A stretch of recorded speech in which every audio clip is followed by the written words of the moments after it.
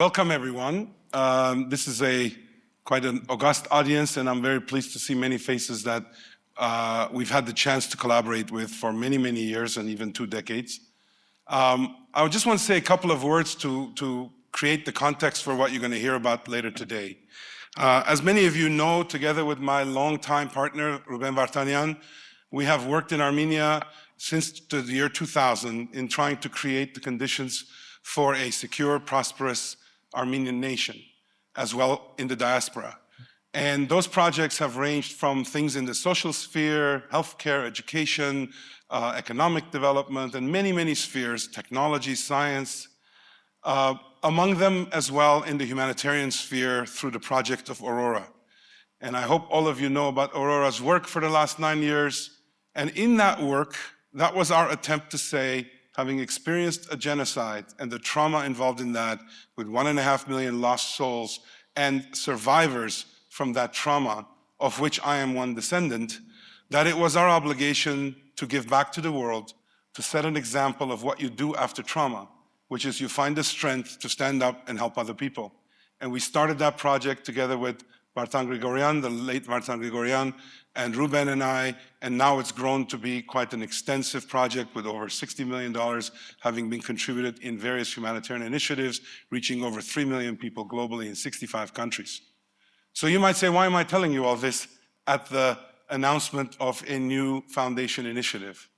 It's because the roots of this initiative were born out of the absolute trauma and shock we all felt in the year 2020, in 2022 further, based on the actions of Azerbaijan in initially making the lives of our compatriots, the Armenians of Artsakh, unbearable, the war that took place, followed by the incursions in the country of Armenia, followed by the ethnic cleansing that we witnessed last September. Those issues, I must say, I thought I would never have to experience. I'm sure all of you thought you would never have to experience, having already suffered a century ago and lived a century of veraganklum, of revival. And yet, at that moment, after the initial minute or two of feeling bad for ourselves, which we are collectively good at doing, we needed to do something different. We needed to do something about it. And thanks to my very long time friendship, I will say, close friendship with Sirpazan, Khajak Sirpazan, who was for many years our leader in North America and the East Coast, through his role as Archbishop, and now in Vatican, our partnership has increased further. We spoke, and as well, Vehapar, His Holiness, engaged in saying, what can we do? What can we do to rise to this challenge of helping our compatriots who are suffering? You're going to hear a lot more about it, so I'm not going to extend my comments. But that's, what Hovannes asked me to speak about is what is the reason this even exists?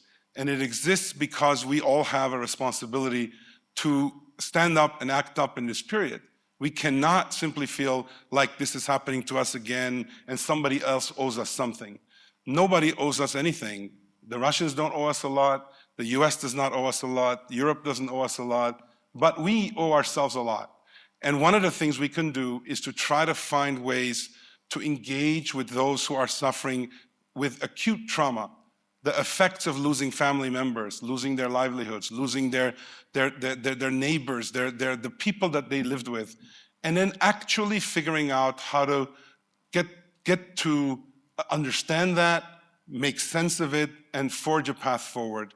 I don't have a background in psychology any more than I had a background in social development or economic development or any other part of what we've been engaged with in Armenia.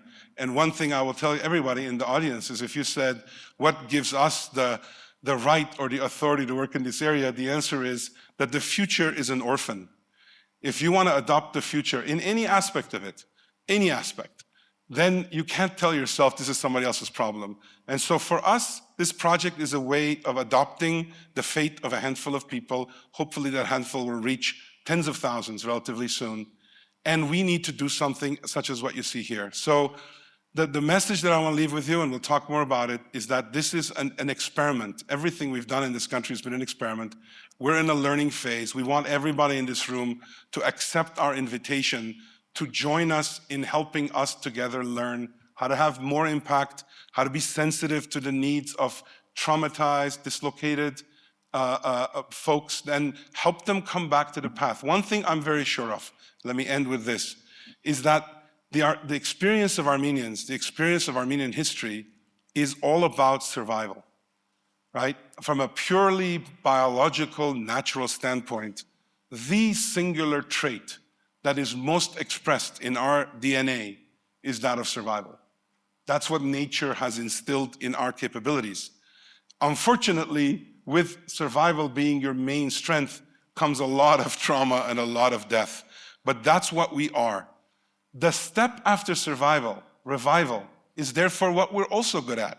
If our ancestors, if the hundreds of thousands who came, many of them settled in a forest next to Echmiadzin 100 years ago, and where there were camps set up, and the orphanage in Gyumri that I have gone and seen with thousands and thousands of Armenian kids, if that generation did not mount a program to stand up and to be revived, we would be neither striving or thriving. And as a country, I'd say we are thriving more than ever before. We have our challenges, but we have certainly shown that we can actually stand up on our own as a state. And now we've been set back into reviving mode, at least a chunk of our population, a big chunk. We need to make sure that they can start this journey. And this foundation is our small attempt to give that a mechanism, a body through which to do this, and a collective mind from everyone under you. Let me also say, because I overlooked this, that there is this is a spiritual revival foundation. We're going to talk a lot about what's spiritual about this journey. And of course, as a nation which has been a part of a proud, rich Christian tradition of our own church, a national church, that it's impossible to separate our national identity, our history, our collective experience from that of the church. And so it should not be surprising that many of our traditions, the things that should compel us to fight back and to find meaning in our lives, will benefit from a spiritual component. We use the word spiritual as opposed to religious because we want to blend it with what we've learned about modern day psychological treatments and the mental health and well-being of people. So combining spirituality with the psychological fields, like a duplex of DNA, we want to come up with a new narrative, a new approach you're going to hear about. Hovannes will blame me for having foretold much of what he was going to say, but I'm not going to accept that. Thanks for being here. Thanks for joining us on our trip together, on our voyage. And please feel free to give us all of your constructive criticism, suggestions, whatever you'd like. Thank you very much.